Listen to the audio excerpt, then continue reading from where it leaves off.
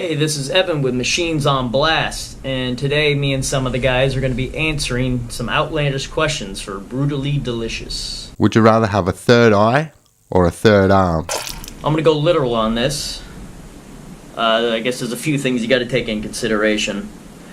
It would not be very easy to find a pair of sunglasses with 3 lenses. Or if you did, that would fit correctly. A lot easier just to cut out an extra hole in your shirt. So, just based on that, I'm going to go third arm. Plus, you could probably lift more stuff. What were you like in high school?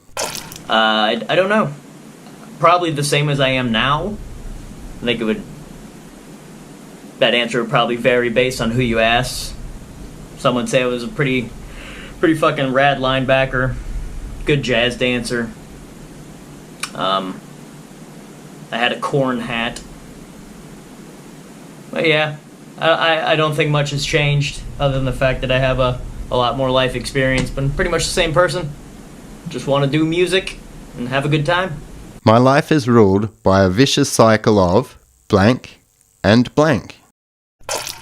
I would say my life is ruled by a vicious cycle of a lot of anger of not being able to make a consistent good pot of coffee, and the want to look like current Vince Neil who thinks he is King Diamond.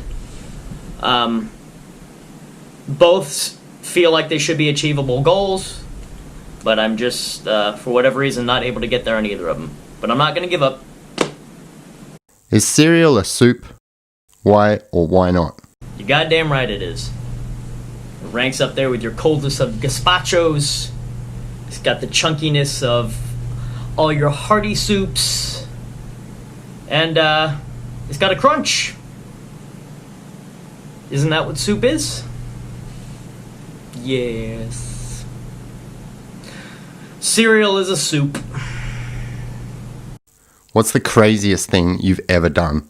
Off the top of my head, standing in the middle of Red Square in Moscow and singing the chorus to America, Fuck Yeah. Crazy? I don't know. Funny? Yeah. Could have got me killed? Probably. So, yeah, we'll go with crazy. If you had to give up one thing for the rest of your life, would it be brushing your hair or brushing your teeth? I guess my vanity is going to come into play a little bit here. I'm a pretty big fan of both my hair and my teeth, but if I had to decide between one, I think I would give up brushing my teeth.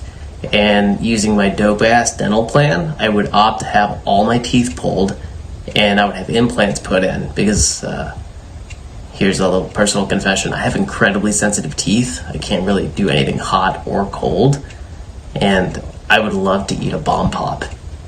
I haven't had a bomb pop since I was a little girl, and they just hurt me so much. So I think if I were to have dental implants, I could finally enjoy a red, white, and blue popsicle again. What set of items could you buy that would make the cashier the most uncomfortable? I used to play this game a lot with friends in high school. Well, we called it the 3-item game, where you had to go to Walmart and buy 3 items, and one of them could not be condoms, just to make the cashier go. So I want to apply that same logic, where it has to be 3 items, and one of them cannot be condoms.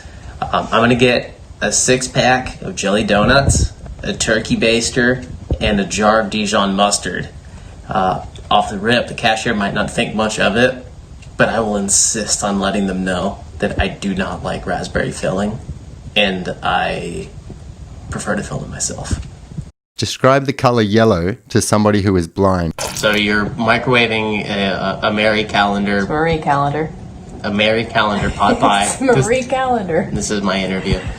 So you're microwaving a Mary Calendar pot pie, or whatever frozen freezer food you're aimlessly reaching for, and you pop it in the microwave for whatever buttons you normally poke around for, and you pull it out, and you stick your finger right in the center. And it's still a little bit cold, so you pop it back in the microwave for a little bit longer, and you pull it out, and then you feel around for your previous finger hole, and now it's way too hot. The color yellow is somewhere in between.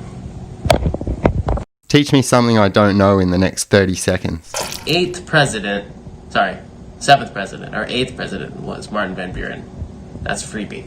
So our 7th president, Andrew Jackson.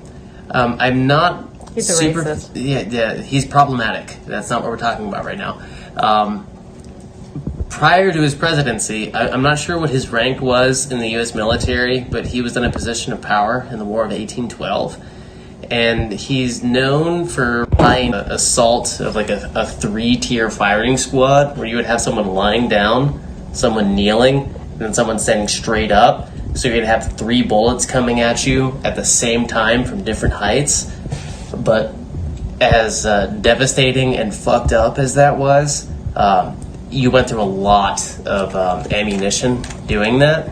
So as he ran out of black powder and whatever the fuck else you put in a musket, he would have to improvise what else he would fire at people.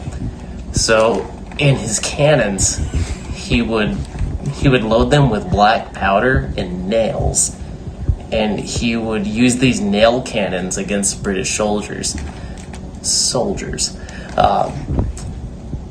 But in the specific battle, I wish I knew where it took place, but in the specific battle that I'm speaking of during the War of 1812, the War of 1812 had actually ended, but it took so long to get messages across that he was completely unaware of the fact that the British soldiers he was shooting a nail cannon at were no longer the enemy because they had surrendered.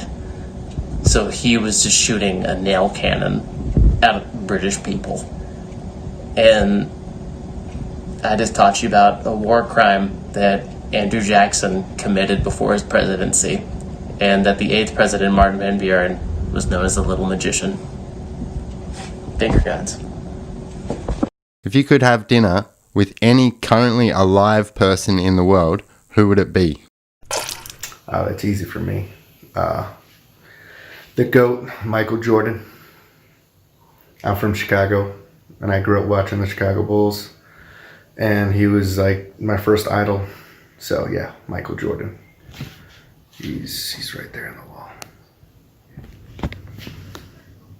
What would be the creepiest thing you could say while passing a stranger on the street? Oh, you smell different today. What's your favorite animal sound?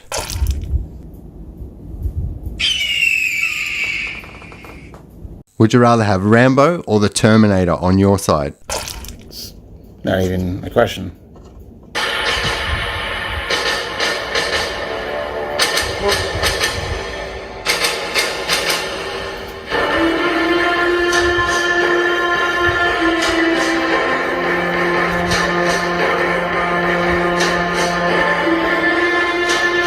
Teach me something I don't know in the next 30 seconds.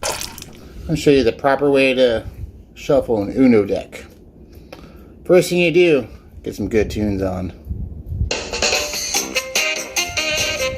Then you're going to want to cut the deck in half.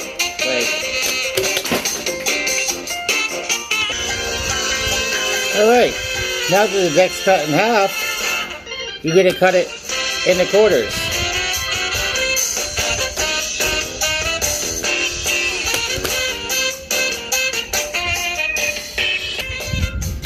You're going to want to bring out your old POG collection for this.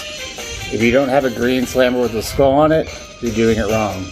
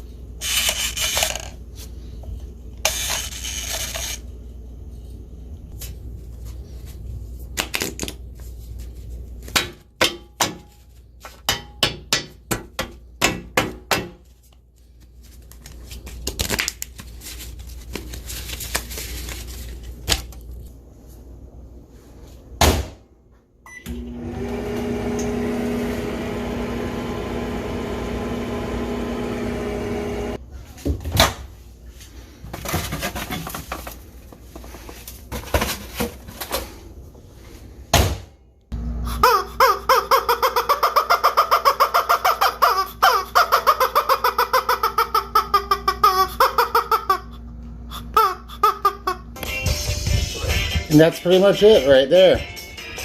You got your deck of Uno cards folded, so make sure to share this with your friends. You learned something new today.